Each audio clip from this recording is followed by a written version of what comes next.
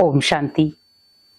आज दुनिया में अच्छे इंसान भी बहुत हैं, लेकिन जब अच्छे इंसानों के साथ ही कुछ गलत हो जाता है तो उनकी होप टूट जाती है कि हमेशा भगवान अच्छे लोगों की ही परीक्षा क्यों लेता है, अच्छे लोगों का ही साथ क्यों नहीं देता, हमेशा अच्छे लोगों को ही दर्द क्यों सहन करना पड़ता। लेकिन हमेशा आप याद रखें, आप अच्छे हैं, आपके कर्म अच्छे हैं, लेकिन वो इस जन्म में, आपको इस जन्म में पता है मैंने जो भी कर्म किए हैं वो अच्छे किए हैं। लेकिन क्या आपको ये पता है कि मैं जो पिछला जन्म बिताकर आया हूं मैंने तब कैसे कर्म किए हैं? क्योंकि समय समय का खेल है। कोई भी चीज आपको बिना किसी चीज के नहीं मिलती। आपने कुछ किया है तो ही उसका रिटर्न आपको मिल रहा है। लेकिन ये जरूर हो सकता है कि वो कड़े रूप में मिलना था पर वो छोटे रूप में निपट गया।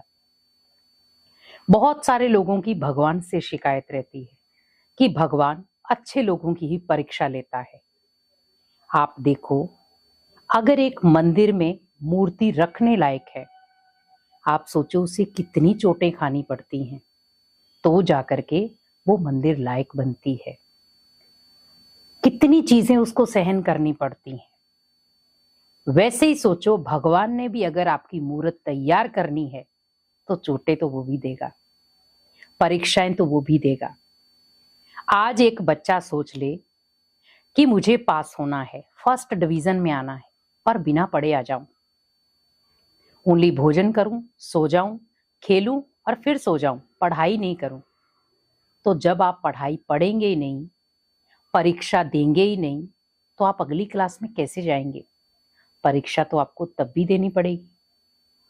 तो मनुष्य ये क्यों भूल जाता है कि मनुष्य के जीवन का सबसे बड़ा जो अध्याय है वो है परीक्षा।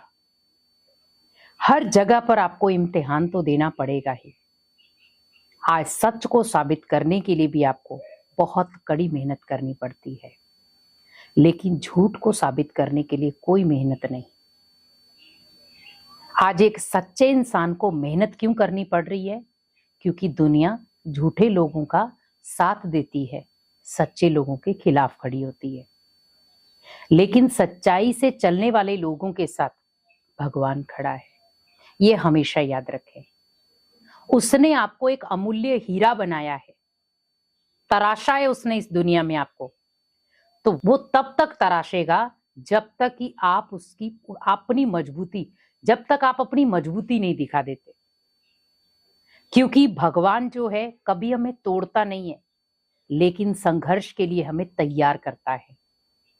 और ये आपने कई बार देखा होगा, व्यक्ति के जीवन में जब छोटी छोटी घटनाएं घटती हैं तो व्यक्ति सोचता है भगवान ने ऐसा क्यों किया, लेकिन वो उन घटनाओं से बहुत कुछ सीख जाता है। वो इतना कठोर बन जाता है, इतना पक्का बन जाता है कि अब उसके जीवन में कोई बड़ी घटना भी हो जाए तो उसे इतना फर्क नहीं पड़ता। हमें मजबूत बनना है। आगे समय कैसा आएगा हमें नहीं पता। हम बहुत सी चीजें देख रहे हैं, समय का बदलाव देख रहे हैं, तो कर्मों का भी तो बदलाव होगा। हमने पूर्व जन्म में जाने कितनी आत्माओं को दुख दिया है, हमें इस जन्म में पता है। वर्तमान में मुझे पता है मैंने किसी को दुख नहीं दिया है, हमेशा सबका अच्छा किया है, भला किया है। लेकिन मैंने पूर्व जन्म में जो करके आया हूं वो तो पेंडिंग है ना। उस पेंडिंग के हिसाब किताब को मेरे कर्म छोड़ेंगे थोड़ी, वो कहीं ना कहीं आपके हिसाब किताब में आ जाएंगे। किसी के साथ भी कोई लेन देन आपका बचा हुआ है वो अगले जन्म में आपको देना ही पड़ेगा, भोगना ही पड़ेगा। क्योंकि कर्म जो है वो एक ऐसी चीज है, शरीर छोड़ने के बाद भी आपका साथ नहीं छोड़ते। व्यक्ति सोच लेता है शरीर छूट गया, कर्म छूट गए, जो पीछे के जन्म के कर्म थे वो पीछे छूट गए। नहीं, आत्मा तो वही है। कॉस्ट्यूम चेंज हुआ है, शरीर चेंज हुआ है, लेकिन जो आत्मा थी वो वहां से उठी और यहां आके फिट हो गई। उसने पुराना शरीर छोड़ा और नया ले लिया। कर्मों का हिसाब किताब चालू। तो कर्म डिलीट नहीं हुए, संस्कार डिलीट नहीं हुए, डिलीट हुआ ओनली शरीर। तो कैसे हम कह सकते हैं कि भगवान ने मेरे साथ बुरा किया? भगवान कभी हमारे साथ बुरा नहीं करता है। हम स्वयं स्वयं के साथ बुरा करते हैं, क्योंकि जब हम कर्म गलत करते हैं तो भुगतान तो हमें ही भोगना पड़ेगा ना। कर्मों की चोट तो हमें खानी पड़ेगी ना। तो जब मुझे पता है मुझे कर्मों की चोट मिलेगी और ये मेरे ही कर्मों की चोट है, तो फिर हम भगवान को ब्लेम क्यों दे रहे हैं? इसीलिए सोचो, भगवान अगर किसी अच्छे इंसान की परीक्षा ले रहा है तो आपके पुण्य कर्म आप ही के खाते में जमा होंगे। और कई बार वो पुण्य कर्म किसी ऐसी जगह पर आकर के आपके सुरक्षा कवच बन जाएंगे जहां पर आपने सोचा भी नहीं होगा। और कई बार वो बुरे कर्म कब आपके आड़े आ जाएंगे और कब आपकी जिंदगी का हिसाब किताब कर जाएंगे, आपको खुद भी पता नहीं चलेगा। क्योंकि ये है कर्मों का खेल, जिसको आज मनुष्य आत्मा बिल्कुल भूल चुकी है। वो कर्म करती जा रही है, अच्छे बुरे जैसे भी है। अच्छे कर्मों का तो फिर भी हमें अच्छा फल मिल जाएगा, लेकिन बुरे कर्मों का जो फल मिलेगा वो बहुत दर्दनाक होगा।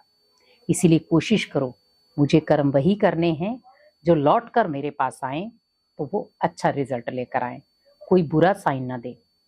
कर्मों को, जब हम कर्मों की गति को समझ रहे हैं तो कर्मों के भुगतान को भी समझो। तो अपने जीवन को श्रेष्ठ बनाओ, श्रेष्ठ कर्म करो और भगवान की याद में जो भी आप कर्म करोगे वो श्रेष्ठ ही होगा।